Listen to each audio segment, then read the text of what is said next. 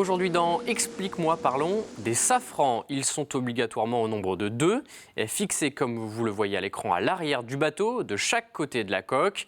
Les safrans représentent la partie plate et verticale du gouvernail. Ils sont reliés à la barre et servent à diriger le bateau. Ils ne sont donc pas figés et pivotent sur eux-mêmes pour justement diriger le bateau. Concrètement, les safrans servent à tourner comme les roues d'une voiture. En bougeant la barre vers la gauche, je tourne à droite et inversement. Des safrans qui peuvent également se relever, être sortis de l'eau. 2 explications. Celui qui ne dirige pas va traîner dans l'eau et faire perdre de la vitesse au bateau. On le relève donc pour éviter le frottement avec les vagues.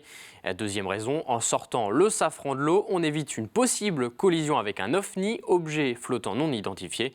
On évite donc une potentielle casse de ce safran. Les explications d'Étienne Saïs sur ces safrans, le responsable sportif du team Vendée Formation.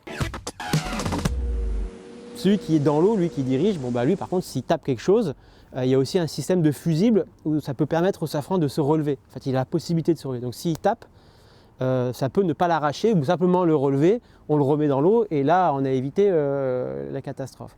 Si jamais on perd un safran, c'est pas terrible. C'est-à-dire que là vraiment on est dans les avaries de barre qui sont les plus importantes.